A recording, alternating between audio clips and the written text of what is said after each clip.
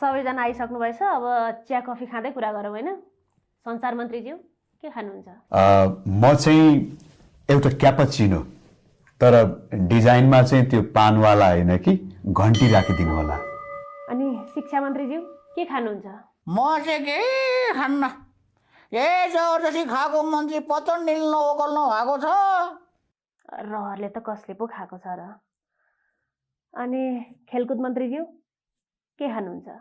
सबैले थाहा भइसक्यो, त्यही अमिर खान, जान नि नपाउनु खान नि नपाउनु।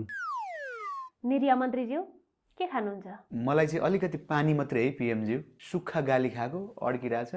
गाली खाने काम चाहिँ किन गर्नुहुन्छ? काम गरेको भए कसले गाली गर्थ्यो र पिएमज्यू? त्यही काम गरेन भनेर त गाली गरेर मर्छन् त। सुनि नसक्नु गाली खाइरहेको छु मैले। हाम्रो निर्या मन्त्रीलाई चाहिँ एक प्लेट माछा हुनु हो र। किन नि माछा चाहिँ? किन हुनु नि, जिउँदो माछा त समाउनै नसक्दो रहेछ। मरेको माछा हो नि नजिक नजिक त पुग्ला नि। ए पहिला चाहिँ म त गृह निर्या मन्त्री भयो भनेदेखि त सबै माछा समाउनु भन्थे, अहिले त सिधा माछा देख्दा पनि अफै भन्दा रहेछ। हे तेरी, तपाईँ पनि नपेल्नु न यार।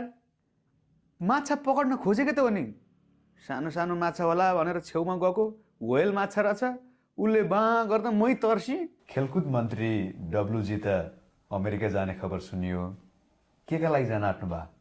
सानो भाकलले नि हजुर 6 चोटि डिबी भरेको परेन, चिठा परेको बेला जाऊ कि भनेर। मलाई यो खासै जेन्जी चाहिँ फाप्दैन रहेछ। माग राख्ने पनि उस्तै, माग पुरा गर्न बनाएका मन्त्रीहरू पनि उस्तै। चुनावको मुखमा जानु परेको छैन। त्यस्तो नगर्नुहोस् न, मेरो सबै साथीहरूले आइफोन चलाइरहेछन्, जेन्जीहरूले त अझ ओरेन्जवाला आइफोन चलाउँछ। म एउटा मन्त्री भएर पनि आइफोन लिन जान नपाउने हो त म बस्दिनँ मन्त्रालयमा। कहाँ हिँड्या तपाईँ? प्याकिङ गर्न।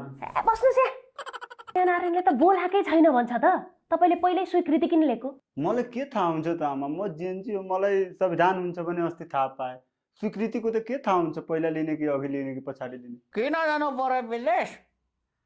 नजाँदा भइरहेको छ त, मलाई पनि त्यत्रो निम्तो आएकै हो, खोइ नजाँदा भएकै छ त नि। तपाईँ पहिले अमेरिका बसेर पढेर आउनुभयो, म अहिले मन्त्री हुँदा पनि गएन भने कहिले जान पाउँछु त? आमा एकचोटि अमेरिका जान्छु। ल हेर यसको केटाकेटी बुद्धि, जिद्दी नगर क्या बाबु। सबैजनाले खेदो खनेको बेला त पनि यस्तो जिद्दी नगर त। एकचोटि निर्वाचन हुन दे, त्यसपछि मेरो तिलहरी बेचेर भए नि तँलाई पठाउँछु। त्यसो भए उता क्यान्सल भनिदिउँ त?